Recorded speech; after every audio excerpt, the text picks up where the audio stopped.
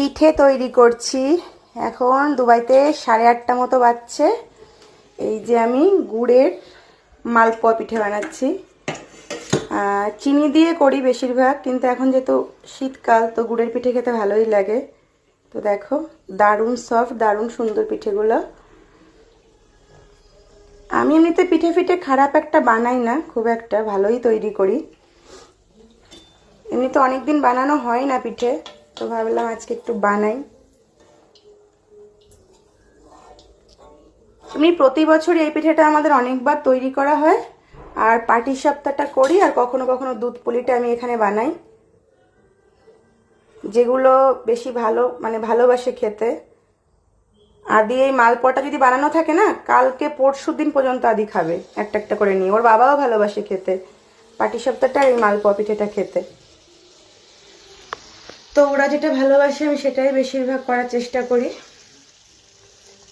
তো ব্যাটারটা একটু করে গুলিয়ে রেখেছিলাম সন্ধ্যাবেলায়, এখন এই যে বানানো শুরু করেছে। আর পিঠেটা কি বলতো, এমনিতে খুব সময় সাপেক্ষ, একটা কুড়েমি মতো কাজ, দুমদাম করে এটা হয় না। যারা পিঠে বানায় তারা জানে। তো দেখো পুরো একদম গোল গোল লুচির মতো করে ফুলছে আমার মালপোয়াগুলো আর কি।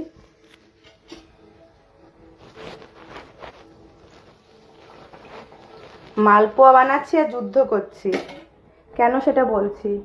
একবার করে টোস্ট বিস্কিট দাও, একবার করে ওনাকে বাটিতে করে মুড়ি দাও, একবার করে এটা দাও সেটা দাও, মানে জ্বালার আর শেষ নেই ভদ্রলোককে নিয়ে। কি মামা, কি মামা, কি মামা? হ্যাঁ না মামা, ঠিক আছে খাও, আর জ্বালিও না, এখানে আসবে না। মাইক্রোওভেন থেকে ভূত বেরোবে কিন্তু, তুমি দুষ্টুমি করলেই মাইক্রোওভেন থেকে ভূত বেরোবে। তো রিসেন্ট একটা ভয় পাওয়ার জিনিস পেয়েছি, ভয় দেওয়ার জিনিস। সেটা হচ্ছে, দাঁড়াও দেখাচ্ছি, এটা হয়ে গেল।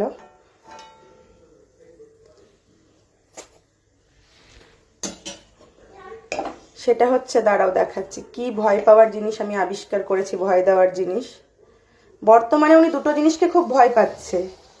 সেটা হচ্ছে, যখন এই মাইক্রোওভেনটা ঘোরে এই আওয়াজটা উনি ভয় পায়, আর ওয়াশিং মেশিনের আওয়াজে উনি ভয় পাচ্ছে। তো আমাকে তো কিছু করার নেই, ভয় তো দিয়ে রাখতে হবে, না হলে তো কাজকর্ম করা সম্ভব না। তো এই যে পিঠে পিঠে করছি। আর রাত্রেবেলায় রান্না করতে হবে না, দুপুরের তরকারি সব আছে, যদি লাগে একটু ভাত করে নেব। আর দেখেছো গরম, কালকে থেকে দুবাইতে বেশ ভালো মতো গরম পড়ছে, দেখো পুরো আমি ঘেমে গেছি। তো সবাই ভালো থেকো, সুস্থ থেকো, আর সবাই শীত পড়েছে বেশি করে পিঠে পুলি বানিয়ে খাও। শুভরাত্রি সবাইকে।